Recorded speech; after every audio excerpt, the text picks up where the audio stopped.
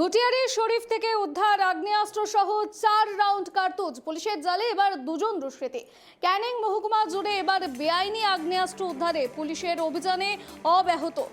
গোপন সূত্রের খবর পেয়ে গভীর রাতে অভিযান চালিয়ে দুটি আগ্নেয়াস্ত্র, 4 রাউন্ড তাজা কার্তুজ, 3টি মোবাইল ফোন এবং 2টি রয়্যাল এনফিল্ড মোটর বাইক উদ্ধার করা হয়েছে। পাশাপাশি গ্রেফতার করা হয়েছে 2 দুষ্কৃতীকে।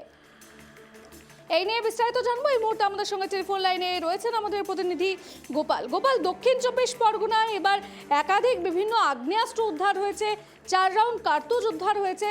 ঠিক কে বা কারা এর সঙ্গে জড়িত রয়েছে কি জানা যাচ্ছে গোপাল?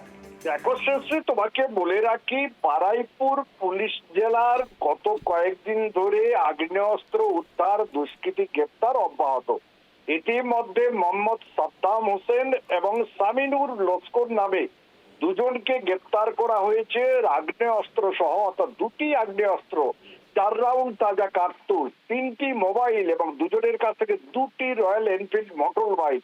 ইতিমধ্যে তুমি জানবে, Sundarban police diamond Harbour police জেলার ক্যানিং মহকুমা এলাকায় ঘটিয়া শরীফের ফাঁড়ি গোপন সূত্রে খবর পেয়ে এই অভিযান চালায় গতকাল রাতে।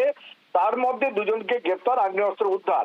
কিন্তু একটা আশ্চর্যের ব্যাপার দেখো, বিগত দিনে এই সমস্ত আগ্নেয়াস্ত্র নিয়ে এই বিভিন্ন জায়গায় যেভাবে দুষ্কৃতী হামলা চলছিল, চুরি চলছিল, ডাকাতি চলছিল, আজকের তার সমাপ্তি হচ্ছে বলে মনে করা হচ্ছে। কারণ এক সপ্তাহের মধ্যে বেশ কিছু দুষ্কৃতী ধরা পড়েছে, বেশ কিছু কার্তুজ, আগ্নেয়াস্ত্র উদ্ধার হয়েছে। গোপাল, এর পেছনে কি বড়সড় কোনো রকম চক্র রয়েছে? যে এই যে বন্দুক উদ্ধার হয়েছে, এগুলি কি লাইসেন্স রয়েছে কিনা সেই নিয়ে কি জানা যাচ্ছে? দেখো, লাইসেন্স থাকার কোনো প্রশ্ন নেই।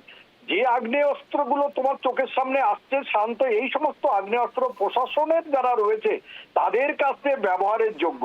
এই সমস্ত আগ্নেয়াস্ত্র কোথা থেকে এসেছে, কেন এসেছে, কি কারণে রেখেছিল, আজকে তাদের আদালতে তুলে পুলিশ কাস্টডি নেওয়া হবে। পুলিশ তদন্ত করে দেখবে, জিজ্ঞাসাবাদ করবে, তারপরে পরিষ্কার হওয়া যাবে এর পেছনে কোনো বড় চক্র রয়েছে কিনা।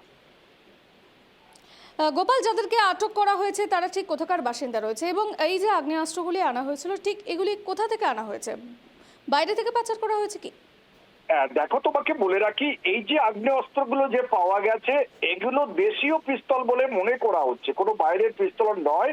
তবে একদম সঠিক কিছু না জানা গেলেও তবে পরিষ্কার হয়ে গেছে যে সমস্ত আগ্নেয়াস্ত্রগুলো নিয়ে নেওয়া হয়েছিল কখনো তুমি জানবে পুকুরে পাওয়া যাচ্ছে, গাদার মধ্যে, খড়ের মধ্যে, বিভিন্ন জায়গায়।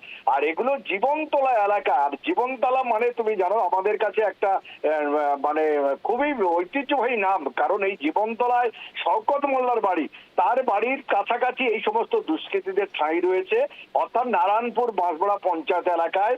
সেখান থেকে এগুলোকে উদ্ধার করা হয়েছে। ধন্যবাদ গোপাল। যে খবরের দিকে আমরা নজর রাখছিলাম, ঘটিয়ারি শরীফ থেকে উদ্ধার হয়েছে আগ্নেয়াস্ত্র সহ 4 রাউন্ড কার্তুজ, যেখানে এর সঙ্গে কে বা কারা আরও জড়িত রয়েছে সেই নিয়েও প্রশাসনের তরফ থেকে কিন্তু তদন্ত করা হচ্ছে। 3টি মোবাইল, 2টি রয়্যাল এনফিল্ড মোটর বাইকও উদ্ধার করা হয়েছে। এই ঘটনায় পুলিশের জালে 2জন দুষ্কৃতী।